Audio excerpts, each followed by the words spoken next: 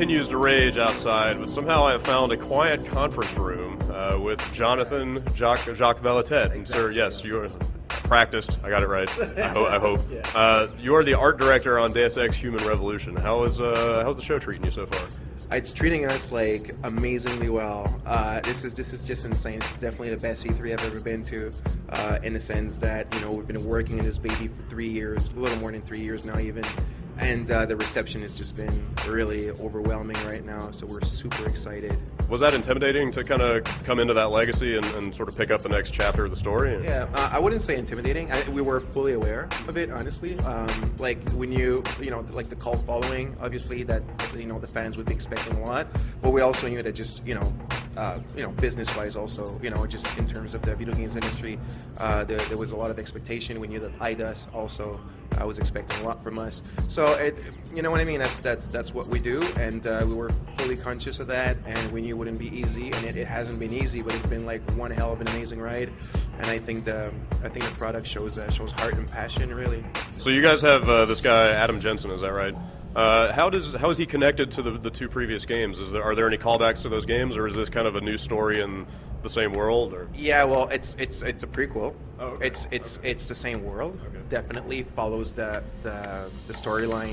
story arc, like the big kind of like world background stuff of Deus Ex, of the Deus Ex's world. Now, this being said, as far as like connections or whatnot with the other games are concerned, you guys will have to play the game, of course.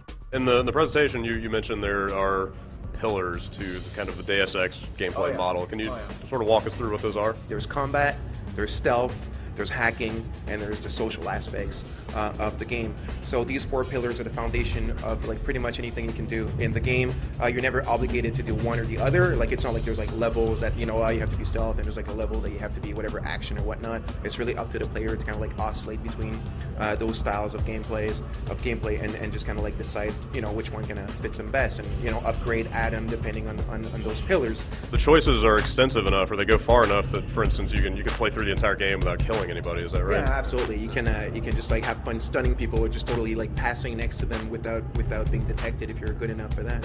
Very cool. So the game has a very unique look to it, very striking. Use of colors, the color palette and stuff like that. What were some of the inspirations that you guys drew from in creating that look? The palette itself really is what we call the black and gold.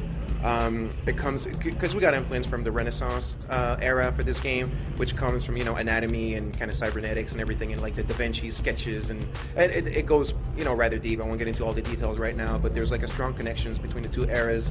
And then if you look at like Renaissance paintings and stuff like that, it's very kind of light and dark, kind of gold and black and everything. And also the gold kind of represents again this golden era, the Renaissance. The black is kind of like the cyberpunk stuff, the dystopic thing. So just as a high level kind of thematic thing, like the motif works, the black and the gold. And then we decided to just kind of like spread this that palette across the game. And then in terms of inspiration, I mean really all the cyberpunk stuff, obviously, right? From Blade Runner to Ghost in the Shell. Obviously, it's pretty obvious in the trailer, and we're not trying to hide any of that. We're big fans of Japanese aesthetics, right? The way we do our mechas and mechanical design and all that kind of stuff, even some of the character designs. I mean, that was done way before we were bought by Square Enix. Now, don't get me wrong, this is like the best freaking partnership ever. We're so stoked to be working with them. It's just amazing, but it's really our vision. And that's why it was so great to cooperate with Square Enix, because already so much of that kind of like aesthetics was influencing us already. So the kind of bonding was rather easy to do.